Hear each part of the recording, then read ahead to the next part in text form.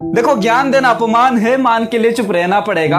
आईन या नादान है, जुर्म यहाँ सहना पड़ेगा। जो थे वो नहीं रहे, जो है वो रहना पड़ेगा। वो कह रहे वो सही, हम गलत, तो हमें भी ये कहना पड़ेगा। अगर आप ये बात मानकर चल रहे हो तो आप देशद्रोही नहीं हो। अगर आप सच और न्याय के लिए आवाज उठा रहे हो तो आप देशद्रोही हो। झूठ कभी सच मान रहे हो, सब कुछ जानकर चुप हो, या फिर देश के गोदी मीडिया की बात को सच मान रहे हो तो आप देशद्रोही नहीं हो। और याद रखना, जिस दिन आप सच और न्याय के लिए आवाज उठाएंगे उस दिन आप देशद्रोही बन जाएंगे। हमारा देश भारत, जहाँ रेपिस्ट नेता बन सकते हैं, क्रिमिनल खुले बाहर घूम सकते हैं, अमीरों का ऊपर से करोड़ों का लोन माफ किया जा सकता है, घिनौने काम को माफ किया जा सकता है। पर स्टूडेंट शिक्षा बेरोजगारी के ऊपर आवाज नहीं उठा सकते, मिडिल क्लास जीएसटी टैक्स के ऊपर आवाज नहीं उठा सकते, गरीब किसान का जमीन और घर छीनने पर भी वो आवाज नहीं उठा सकते। अगर आप आवाज उठाएंगे तो आपके ऊपर लाठीचार्ज किया जाएगा। मूर्ख नेता बातों की समाधान करने के बजाय और भी घिनौने काम करेंगे और उनको सपोर्ट करने आएंगे उनके तलवे चाटने वाला देश का गोदी मीडिया। थोड़ा आप एक बार सोच के देखिए, भारत में अब का समय में जो राजनीति चल रहा है ये क्या आम जनताओं का हित के लिए है?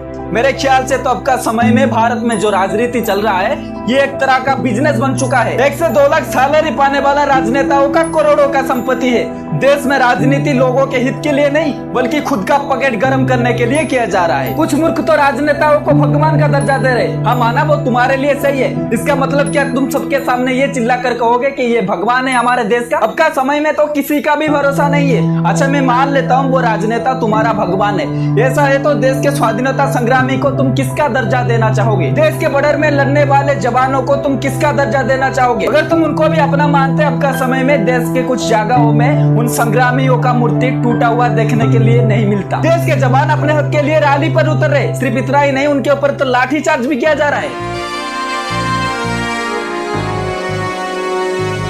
मेरे ख्याल से थूए से राजनीति पर जहां पर देश के जवानों को न्याय नहीं मिल पा रहा है, थूए से राजनीति पर जहां पर देश के किसानों को न्याय नहीं मिल पा रहा है, थूए से राजनीति पर जहां पर देश के युवाओं को शिक्षा के लिए रास्ते में उतरना पड़ रहा है। तो चलो देरी ना करते हुए सीधे मुद्दे के ऊपर बात करते हैं। आज हमारे देश में आधा लोग बीजेपी को तो आधा लोग कांग्रेस को सपोर्ट कर रहे हैं। बात तो सही है। देखो, देश में कांग्रेस वाले जंगल काटे तो बीजेपी वाले आवाज उठाए, देश का मीडिया भी आवाज उठाए। वहीं पर बीजेपी वाले जंगल काटने गए तो कांग्रेस वाले आवाज उठाए, पर देश का गोदी मीडिया वहाँ पर चुप रहा। कांग्रेस वालों का बनाए पुल टूटा तो बीजेपी वाले आवाज उठाने लगे, और बीजेपी वालों का पुल टूटा तो कांग्रेस वाले आवाज उठाने लगे। यही तो चल रहा है हमारे देश में। और अब तो देश में बीजेपी का शासन है तो खास करके हम बीजेपी के ऊपर बात करेंगे। देखो, कभी भाईचारा का नाम सुना है? ये शायद खास करके आपको बीजेपी वालों के पास दिखने के लिए मिलेगा। देखो, समझने के लिए बता दे रहा हूँ, तू अपना भाई है, तू देश के जनताओं का तेल निकाल। तू भी अपना भाई है, 20-30 रुपए ला। सरकार तो हमारा है, लोग तो हमारे है, तो एक काम कर 20-30 रुपए दे और 1000-1100 एकड़ का जमीन ले। मेरा भाई मेरी जान बाकी देश का सड़कें, क्रिमिनल केस, एजुकेशन, टेक्नोलॉजी, ये सब चीज के बारे में क्या ही बताऊं। अगर आप पढ़े लिखे समझदार होगे तो खुद समझ जाओगे। फिलहाल तुम मोदी जी को क्या मानते हो मुझे पता नहीं, पर मैं तो मोदी जी को हमारे देश का हीरो मानता हूँ। जहाँ पर भी देखो हर जगह उन्हीं का ही फोटो। आज ही बदल लिया साला। फिलहाल मोदी जी तो रॉकिंग स्टार है, मतलब जहाँ पर भी देखो मोदी जी का फोटो। खराब सड़कें के बगल में मोदी जी का फोटो, देश का आर्मी जंग जीते वहाँ पर भी मोदी जी का फोटो, मतलब कोई भी देवा देवी का पूजा हो वहाँ पर भी मोदी जी का फोटो। मतलब कहने जाए तो हर जगह मोदी सरकार। मोदी हमारा पति, हमारा भाई, हमारा बाप, हमारा गुरु है। देखो, फोटो लगवाइए पर इतना भी नहीं जिसके असर देश के जीएसटी और टैक्स के ऊपर पड़े। देश विदेश में घूमिए पर इतना भी नहीं जिसके असर देश के गरीबों का ऊपर पड़े। बाकी अब तो बिग बिलियन डे के साथ साथ देश में जीएसटी भी कम हुआ है। अगर आपको इस चीज में कोई तकलीफ है तो कोई बात नहीं, दुर्गा पूजा के बाद फिर से जीएसटी बढ़ा देना। यह है कि सर कभी कभी आपके ऊपर भरोसा करने का मन ही नहीं करता, क्योंकि आप कभी कभी जीएसटी बढ़ाते हैं, कभी कभी जीएसटी कमाते हैं और उस चीज का खुद ही सेलिब्रेशन करते हैं। सच बताऊं तो सर मैं जीएसटी को तो बिग बिलियन डे का ऑफर ही मान लिया था, अपने वो जो लहंगा उठाने वाले सार का बात सुनकर। वो लहंगा उठा दे रिमोट से। बाकी मोदी जी अब देश के लिए कुछ करे या फिर ना करे, पर रोज रैली पे जाइए, जिसके वजह से देश के बेरोजगारी भी खत्म हो सकता है। यकीन नहीं हो रहा है तो आप खुद देख लो। सब 1000 में बिका हुआ है। अटेंडेंस चल रही है। बैनर के ऊपर बैनर एक और लगा दो भाई, छोटे हाइट वाले लोग भी देख सके। सरकार को क्राउड दिखाना था, पर सच ये है लोग पैसों के लिए आए थे। इतने वालों को मिले सिर्फ 500, हमें 1000। और हाँ, जो दिखता है जरूरी नहीं वही सच हो। मेरा कजिन भाई, मेरा ट्विन ब्रदर है, हम बहुत दिन के बाद दिखे दे रहे। भाई क्या है, नरेंद्र मोदी को देखने आएगा। मैं पैसा के लिए कितना देगा लेकिन? 1000।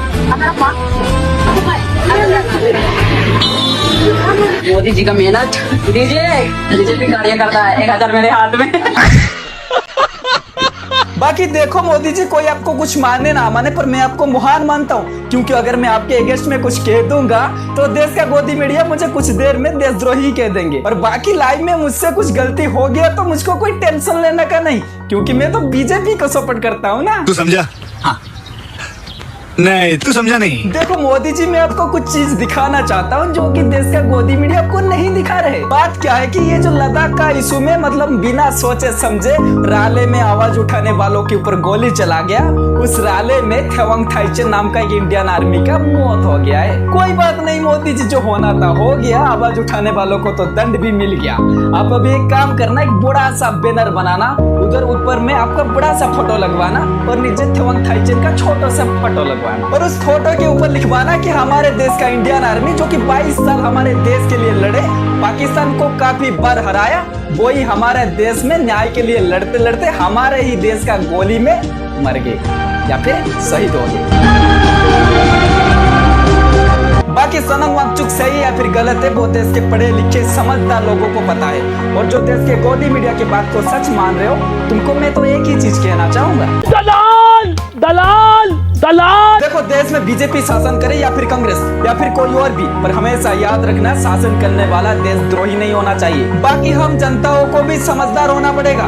नोट बांटने वाले नेताओं को वोट नहीं बल्कि चप्पल से मारना पड़ेगा। सिर्फ नेताओं को नहीं बल्कि जनताओं को भी सुधरना पड़ेगा। बाकी बीजेपी हो या फिर कांग्रेस, सब में खूबी और खामी है। तुम खूबी और खामी दोनों देख कर वोट दो। और वीडियो खत्म करने से पहले मैं आपको कह देना चाहता हूँ कि मैं सनम वांगचुक का सपोर्ट में हूँ।